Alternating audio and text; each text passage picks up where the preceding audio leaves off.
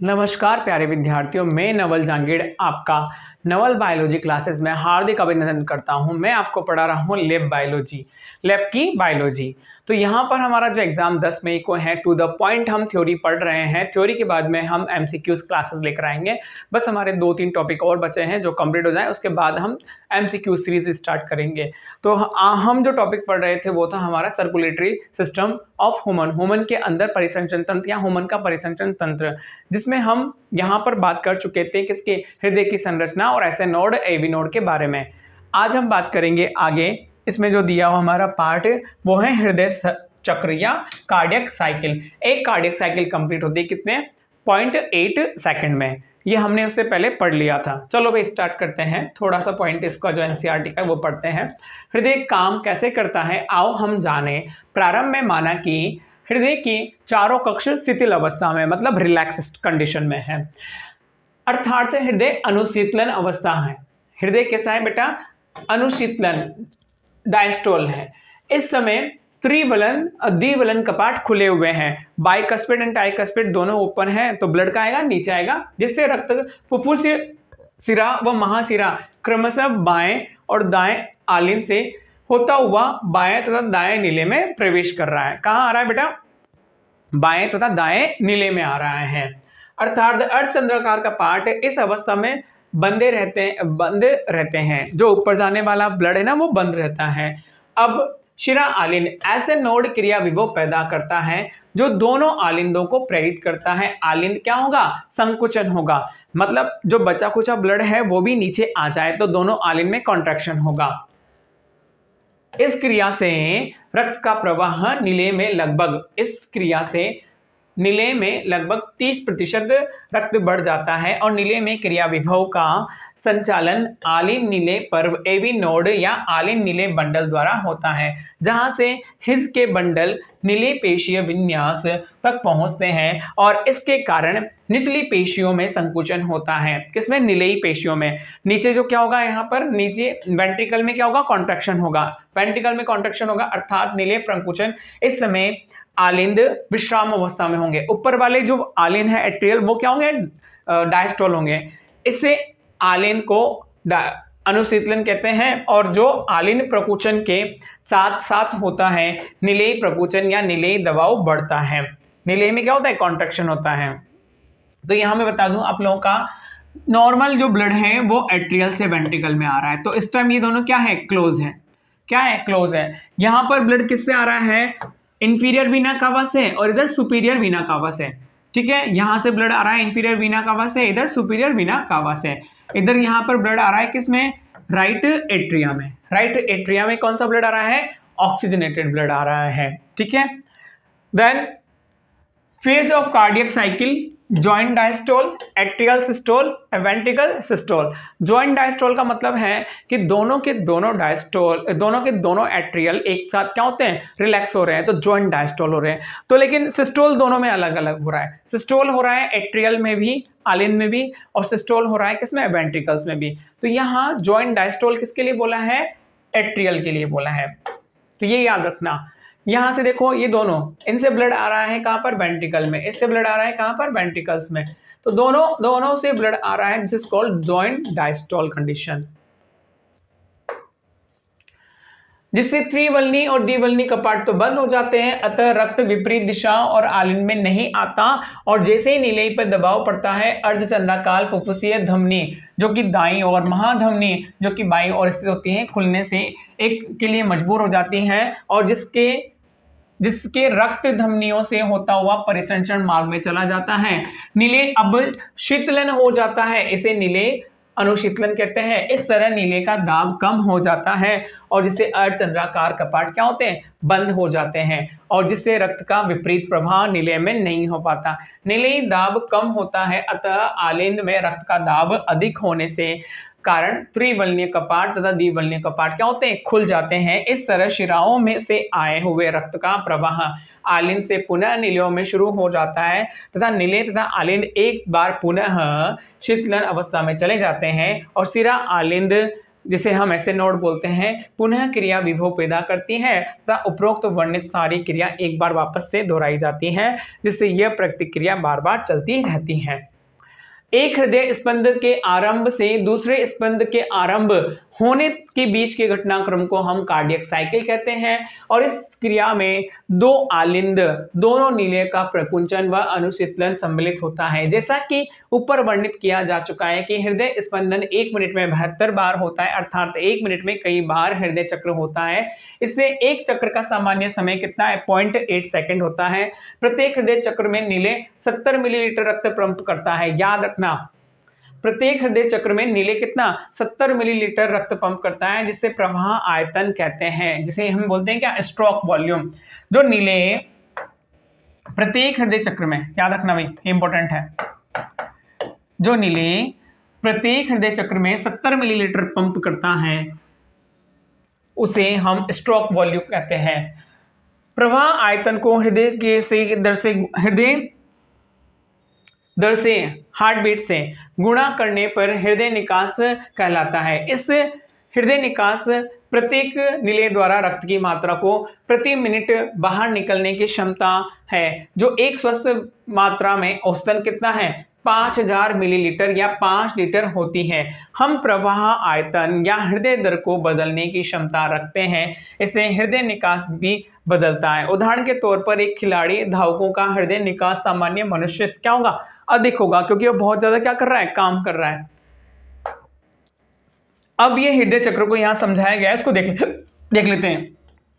हृदय में होने वाले विभिन्न घटनाक्रम को इस तरह से बात कर सकते हैं कि आलिंदों के संकुचन को प्रकुचन को एट्रियल सिस्टोल कहते हैं। क्या बोलते हैं इसे, एट्रियल सिस्टोल कहते हैं, और इनके शीतलन को आलिंद शीतलन या एट्रियल डायस्टोल कहते हैं। तो हमारे पास में ये तो दर्शाया गया है एट्रिया और ये ब्लैंक दर्शाया गया है वेंट्रिकल से।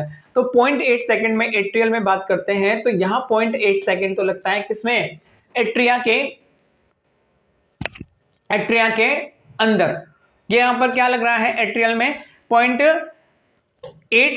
सेकेंड लगता है कितना, डायस्टोल, एट्रियल के कॉन्ट्रैक्शन में, एट्रियल के सिस्टोल में, एट्रियल के सिस्टोल या कुछ संकुचन में लगता है 0.1 सेकेंड, 0.7 सेकेंड रिमेनिंग जो लगते हैं वो किसमें लगते हैं, डायस्टोल में, अनुशीतलन में। वेंट्रिकल में 0.3 ये रहा, 0.3 टाइम लगता है किसमें, कॉन्ट्रैक्शन में। वेंट्रिकल कॉन्ट्रैक्शन में टाइम लगता है 0.3 एंड डायस्टोल में लगता है 0.5। तो ये 0.8 ये दोनों एक साथ चलते हैं भाई, ये दोनों एक साथ चलते हैं। इनको हम इस तरह से बना सकते हैं, ये रहा 0.8 और ये रहा 0.8। तो यदि आलिंद में वेंट्रिकल 0.1 सेकंड का हुआ तो आलिंद के अंदर, एट्रियल के अंदर जो डायस्टोल होगा वो कितना होगा, 0.7 सेकंड का। वेंट्रिकल में जो सिस्टोल हुआ वो 0.3 का हुआ, तो वेंट्रिकल में डायस्टोल कितना होगा, 0.8 सेकंड का होगा। ये दर्शाया गया है। नीलियों के संकुचन व शीतलन को इस प्रकार क्रमशः नीले सिस्टोल तथा नीले डायस्टोल कहते हैं। हृदय चक्र का सामान्य प्रति मिनट हृदय स्पंदन के उल्टे अनुपात में होता है। हृदय स्पंदन दर 72 प्रति मिनट है, तो हृदय चक्र का टाइम कितना होगा, 0.8 सेकंड होगा। अब यहां पर हृदय चक्र से संबंधित आयतन की बात करते हैं। नीले अनुशीतलन के दौरान नीलियों को भरने के कारण सामान्यतः प्रत्येक नीले का आयतन लगभग 120 मिलीलीटर तक बढ़ जाता है। इसे एन डायस्टोल वॉल्यूम या EDV कहते हैं। स्ट्रोक आयतन प्रत्येक नीले द्वारा एक हृदय धड़कन या एक हृदय चक्र में महाधमनी में प्रवृत्त किया गया आयतन क्या कहलाता है, स्ट्रोक आयतन या 70 मिलीलीटर। प्रत्येक नीले में शेष बचा हुआ आयतन 50 ml होता है, जो एन सिस्टोलिक वैल्यू या EVS कहलाती है। तो स्ट्रोक वॉल्यूम हम कैसे निकालते हैं, EDV minus ESV equal to 70 ml। End diastolic volume वह हिस्सा है जो कि पंप कर दिया जाता है और इजेशन फ्रैक्शन कहलाता है। सामान्यतः 60% होता है EF इफेक्टिव वॉल्यूम। हृदय निर्गम या कार्डियक आउटपुट, ये इंपॉर्टेंट है, याद रखना। कार्डियक आउटपुट, यहां से क्वेश्चन बनता है। प्रत्येक नीले द्वारा 1 मिनट में पंप किए जाने वाले रक्त की मात्रा को हम क्या बोलते हैं, कार्डियक आउटपुट। ये कितना होता है, लगभग 5 लीटर होता है प्रति मिनट। हृदय निर्गम, स्ट्रोक आयतन तथा हृदय दर 70 ml है स्ट्रोक आयतन और हृदय दर है 72 मिनट, 72 टाइम्स 72 टाइम्स है, तो हमारे पास में कितना आया 5 लीटर पर मिनट। 1 मिनट में हमारा जो हार्ट है वो 5 लीटर ब्लड को क्या करता है, निकालता है, कार्डियक आउटपुट होता है। अब हृदय चक्र के दौरान दो महत्वपूर्ण क्या होते हैं, यहां पर इन्होंने देखे आवाजें सुनाई देती है स्टेथोस्कोप से, एक तो होती है लब, एक होती है डब, लेकिन दोनों कब होती है इंपॉर्टेंट है, याद रखना। त्रिवलनी या द्विवलनी कपाट के बंद होने से संबंधित लब है और अर्धचंद्राकार कपाट के बंद होने से हमें डब सुनाई देती है। कौन सी, डब। तो ये तो है लब, इन दोनों के बंद होने से हो रही है लब, और ये दोनों वॉल के बंद होने से हो रही है हमारे पास में डब। अब इलेक्ट्रोकार्डियोग्राम ईसीजी से बोलते हैं। जो ह्यूमन हार्ट की जो हार्ट बीट है उसको मशीन के थ्रू क्या किया जाता है, मेजर किया जाता है, तो हमारे पास में ग्राफ बनता है, उसे हम बोलते हैं इलेक्ट्रोकार्डियोग्राफ या ग्राम। तो पी क्यू आर एस और टी, इसमें हमारे पास में 3 पीक होते हैं, उनके बारे में पढ़ते हैं। जब कोई बीमार व्यक्ति हृदयघात के कारण निगरानी में रखा जाता है, मतलब किस ये हो जाए मॉनिटरिंग में रखा जाता है, तो आपने पी पी पी की आवाज सुनी होगी। इस तरह की मशीन का उपयोग विद्युत हृदय या इलेक्ट्रोकार्डियोग्राम प्राप्त करने के लिए किया जाता है। ईसीजी हृदय चक्र की विद्युत क्रियाकलापों का आरेख प्रस्तुतिकरण है। बीमार व्यक्ति का मानक ईसीजी प्राप्त करने के लिए मशीन के रोगी को 3 विद्युत लीड, बेटा ये यहाँ पर ईसीजी किसके थ्रू की जाती है, इलेक्ट्रोकार्डियोग्राफ। देखो ये ब्लड को तो बताता है, लेकिन ब्लड के अंदर क्या स्पेशली आयनों की गति को बताता है। नाम से इलेक्ट्रॉन्स क्या होते हैं, जैसे कि आपने पढ़ा होगा इलेक्ट्रोकेमिकल सीरीज, तो ये इलेक्ट्रॉन्स के आयन प्रभाव को या लाइट के प्रभाव को बताता है। सोडियम आयनों के कितने हुए, उनके कितने मोमेंट हुए, उसको बताता है ये, ठीक है।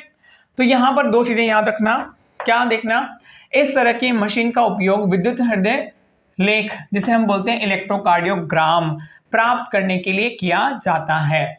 जो हमें मिलता है ग्राफ उसे बोलते हैं इलेक्ट्रोकार्डियोग्राम, और जो मशीन होती है उसे बोलते हैं इलेक्ट्रोकार्डियोग्राफ। देखो इस तरह की मशीन को तो बोलते हैं ग्राफ, और जो मिलता है उसे बोलते हैं ग्राम। ये इंपॉर्टेंट है, याद रखना। मशीन हो गई ग्राफ और जो मिला वो है ग्राम, इंपॉर्टेंट तो ये है।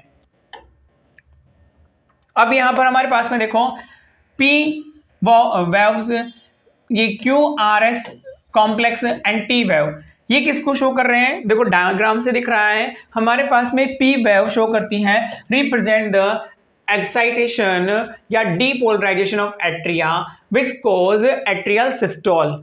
बट इतना याद रखना है कि एट्रिया के अंदर, आलिन के अंदर डीपोलराइजेशन को, P and depolarization. Q R S भी किसको शो करता है, रिप्रेजेंट द डीपोलराइजेशन वेंट्रिकल्स। तो पी डीपोलराइजेशन किसमें, एट्रिया में, क्यू आर एस भी डीपोलराइजेशन किसमें, वेंट्रिकल में, लेकिन टी किसको रिप्रेजेंट करता है, रीपोलराइजेशन ऑफ वेंट्रिकल्स। तो हमारे पास में वेंट्रिकल्स में दोनों होंगे, डीपोलराइजेशन भी होगा और रीपोलराइजेशन भी होगा, लेकिन एट्रिया में ऑलवेज क्या होगा, डीपोलराइजेशन होगा। तो ए डी पी, ये वर्ड याद रखना आप लोग हमेशा। तो ए आएगा तो डी आएगा, लेकिन किसका आएगा, एट्रियल सिस्टोल का आएगा। एट्रियल डायस्टोल नहीं होता, एट्रियल डायस्टोल नहीं होता। वेंट्रिकल में डायस्टोल भी होता है, वेंट्रिकल में सिस्टोल भी होता है। वेंट्रिकल का डायस्टोल, वेंट्रिकल का डायस्टोल या वेंट्रिकल का सिस्टोल, ठीक है। तो यहां पर represent the repolarisation of ventricles. Ventricles में सिस्टोल किसको रिप्रेजेंट करता है, डीपोलराइजेशन को, डीपोलराइजेशन को। अब इसको हिंदी में पढ़ लेते हैं, क्या लिखा हुआ है देखो। इसी के प्रत्येक चर्मोत्सव को पी या टी तक दर्शाया जाता है, जो हृदय की विशिष्ट विद्युत क्रियाओं को प्रदर्शित करते हैं। पी तरंग को आलीन उद्दीपन या विध्रुवण के रूप में जानते हैं। पी को क्या बोलते हैं हम, आलीन का उद्दीपन या विध्रुवण, डीपोलराइजेशन, जिससे दोनों आलिंदों का संकुचन होता है। इंपॉर्टेंट, पी तरंग को आलिंद उद्दीपन विध्रुवण के रूप में, और जिससे दोनों आलिंदों का क्या होता है, संकुचन होता है। अब क्यू आर एस की बात करते हैं। क्यू आर एस वेंट्रिकल की बात करेगा। सम्मिलित या सम्मिश्र नीले ध्रुवण को प्रस्तुत करता है, अध्रुवण को, नीले अध्रुवण को प्रस्तुत करता है, मतलब जो कि नीले के संकुचन को शुरू करता है। और संकुचन क्यों, तरंग के तुरंत बाद शुरू होता है, जो प्रकुचन सिस्टोल की शुरुआत को घोतक है। और टी तरंग नीले के उत्तेजन को सामान्यतः अवस्था में वापस आने की स्थिति को प्रदर्शित करता है। और टी तरंग क्या है? अंतः प्रकुचन की अवस्था को समाप्त घोतक है। स्पष्ट है कि एक निश्चित समय में QRS से सम्मिश्र की संख्या गिनने पर एक मनुष्य के हृदय चक्र के स्पंदन की दर निकाली जा सकती है। यद्यपि तरह तरह के व्यक्तियों की ECG का संरचना आकृति सामान्य होती है, इस आकृति में कोई परिवर्तन किसी संभावित असामान्यता अथवा बीमारी को इंगित करता है, अतः इसकी चिकित्सा में महत्ता बहुत ज्यादा है। ECG यदि नॉर्मल है तो हार्ट प्रॉपर तरीके से काम कर रहा है। ECG में थोड़ा सा PQRS या कुछ भी ऊपर नीचे हुआ तो उसके बेसिस पर डिजीज के बारे में बता सकते हैं कि किस पार्ट में प्रॉब्लम है। तो यहाँ पर हमारे पास में अब जो आता है वो है डबल सर्कुलेशन। डबल सर्कुलेशन पढ़ने से पहले हमें पढ़ना पड़ेगा कि ब्लड को फ्लो किसके थ्रू होता है। ब्लड का फ्लो होता है आर्टरीज, वेन्स एंड कैपिलरीज के थ्रू। तो यहाँ पर हमारे पास में क्या होती है भाई, आर्टरीज होती है एंड देन वेन्स होती हैं। आर्टरीज और वेन्स की जो लेयर होती है उनके बारे में बताया गया है कि उनकी लेयर पर क्या क्या स्ट्रक्चर होती है। तो यहाँ पर हम बात करें कि धमनी और शिरा में 3 परतें होती हैं। बाह्य परत को हम ट्यूनिका एक्सटर्ना बोलते हैं, मध्य परत को हम ट्यूनिका मीडिया बोलते हैं और अंतः परत को हम ट्यूनिका इंटरना बोलते हैं।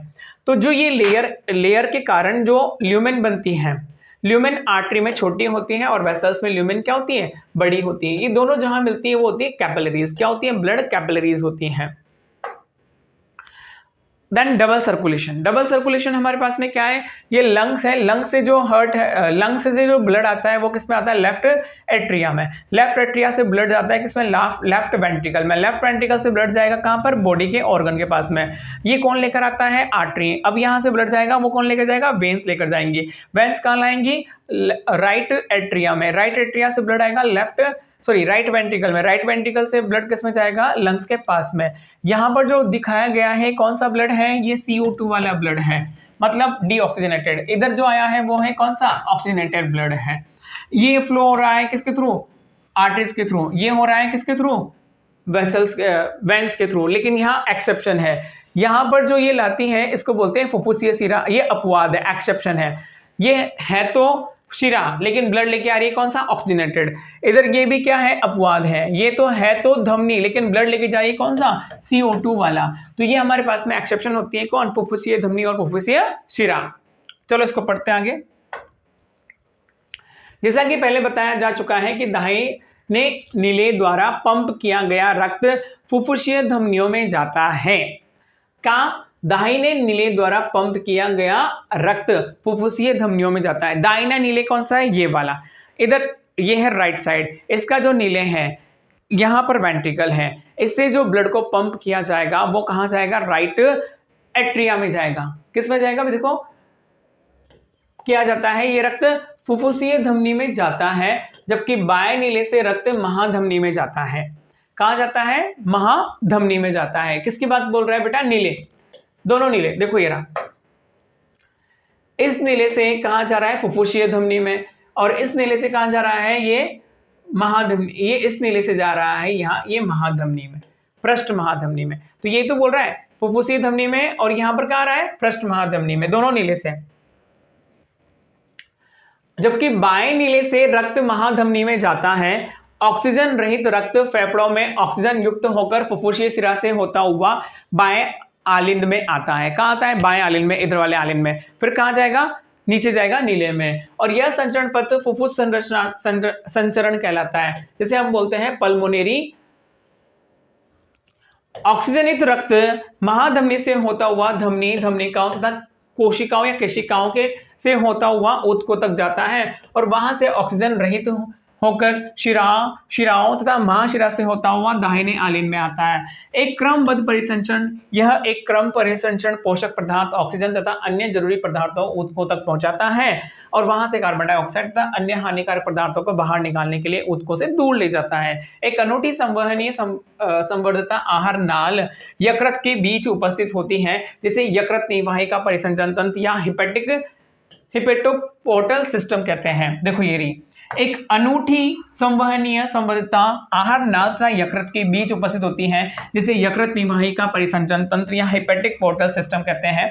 यकृत निवाहिका शिरा रक्त को इसके पहले की वह क्रमबद्ध परिसंचरण आंत्र में यकृत तक पहुंचाती हैं और हमारे शरीर में एक विशेष हृदय परिसंचरण तंत्र कोरोनरी सिस्टम पाया जाता है, जो कि रक्त सिर्फ हृदय की पेशियों को तक ले जाते हैं। तो यहाँ पर हमारे पास में दो सिस्टम आए हैं, एक तो है हेपेटिक पोर्टल सिस्टम, ये रहा, ये लीवर है, लीवर से निकल रही ये है हेपेटिक पोर्टल सिस्टम, जो किसको ब्लड देती है, ये हमारे किसको, इंटेस्टाइनल आंत को। और ये यहां से निकल रही है कोरोनरी आर्टरीज। ये कोरोनरी आर्टरीज क्या है बेटा, ये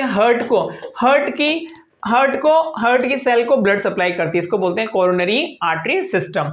तो हार्ट को भी क्या है, ब्लड की रिक्वायरमेंट होती है, क्योंकि हार्ट की सेल भी क्या करती है, रेस्पिरेशन करती हैं, तो उनको ब्लड सप्लाई करता है कोरोनरी आर्टरीज।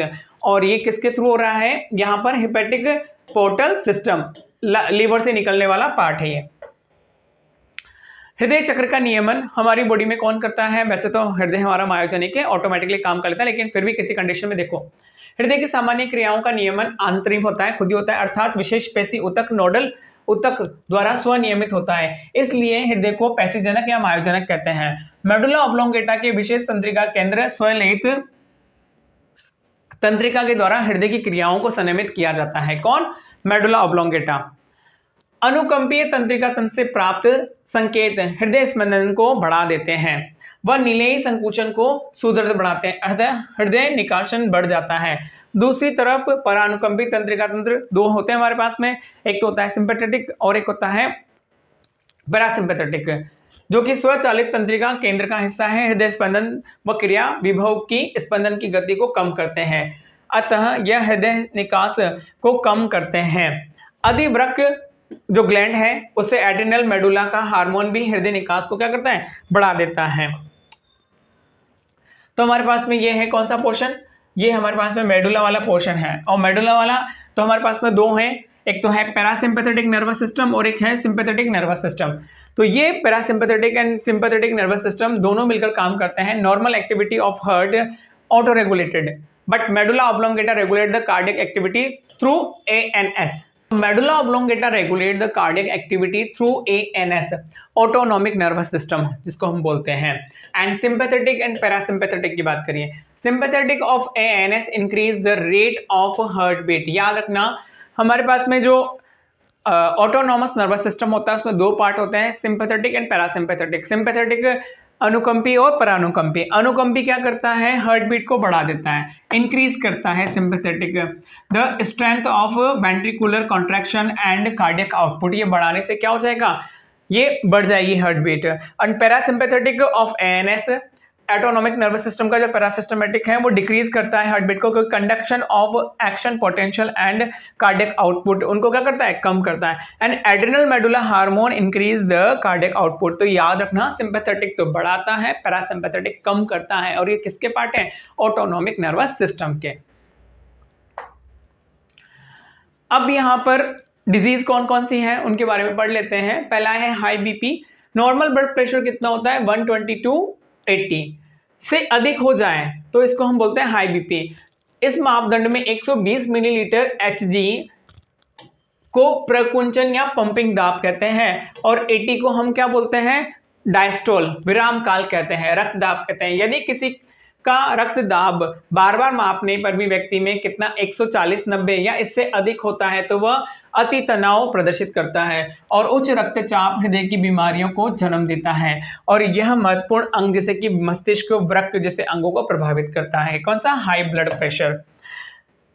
याद रखना जिसमें हृदय पेशियों को रक्त की आपूर्ति, यहां पर क्या हो रहा है बेटा, हृदय की जो पेशियां हैं जैसे कोरोनरी आर्टरी डिजीज बोलते हैं, हृदय धमनी रोग कोरोनरी आर्टरी डिजीज हमने पढ़ाई थी। कोरोनरी आर्टरी डिजीज, हार्ट को यदि प्रॉपर तरीके से क्या ब्लड सप्लाई नहीं होगी तो वो काम नहीं करेगा, इसको बोलते हैं कोरोनरी आर्टरी डिजीज, जिसे धमनी की अवकाशिका सक्रिय हो जाती हैं और इसमें स्टेंट डलते हैं या बाईपास होता है। देन एंजाइना, इसको एंजाइना पेक्टोरिस भी कहते हैं। ये कब हो रहा है, हृदय पेशी में जब पर्याप्त ऑक्सीजन नहीं पहुंचती, हृदय की पेशियों में पर्याप्त ऑक्सीजन नहीं पहुंचती, तब सीने में एकदम से दर्द होता है और एंजाइना हृदय शूल की पहचान है। स्त्री या पुरुष दोनों में किसी भी उम्र में हो जाती है, लेकिन आजकल बात क्या है तो मध्य अवस्था वृद्ध अवस्था में सामान्यतः होता है। यह अवस्था रक्त बहाव को प्रभावित होने से होती है। हार्ट फेलियर, हृदयपात वह अवस्था है जिसमें हृदय शरीर के विभिन्न भागों में आवश्यकता अनुसार पर्याप्त आपूर्ति नहीं हो पाती और इसका कभी कभी संकुचित हृदयपात भी कहते हैं, क्योंकि फुफ्फुस का संकुलन हो जाना भी इस बीमारी का प्रमुख लक्षण है। हृदयपात ठीक हृदयघात की भांति नहीं होता, जहां हृदय की धड़कन बंद हो जाती है, जबकि हृदयपात में हृदय पेशियों को रक्त आपूर्ति अचानक अपर्याप्त होने से एकाएक क्षति पहुंचती है। तो ये याद रखना कि यहाँ पर जो हृदयपात ठीक हृदयघात की भांति नहीं होता। जो हम हार्ट फेलियर पढ़ रहे हैं ना, वो बिल्कुल हार्ट अटैक के जैसा नहीं होता। यहाँ पर डिफरेंस क्या है कि जहां हृदयघात में हृदय की धड़कन बंद हो जाती है, हृदयघात में क्या होती है, हृदय की धड़कन बंद हो जाती है, जबकि हृदयपात में हृदय पेशियों को रक्त की आपूर्ति अचानक होता है। ये अचानक उनको होनी चाहिए थी, नहीं हो पाती और क्षति हो जाती है। तो यहां तक हमारा ये पोर्शन भी कंप्लीट हुआ अकॉर्डिंग टू एनसीईआरटी। जहां से क्वेश्चन बन सकते हैं वो पॉइंट मैंने बता दिए हैं। नेक्स्ट इसमें पार्ट लेकर आएंगे हम जो एंडोक्राइन ग्लैंड वाला। आपको जो भी डाउट हो आप मुझे कमेंट करके बता देना। Thank you so much.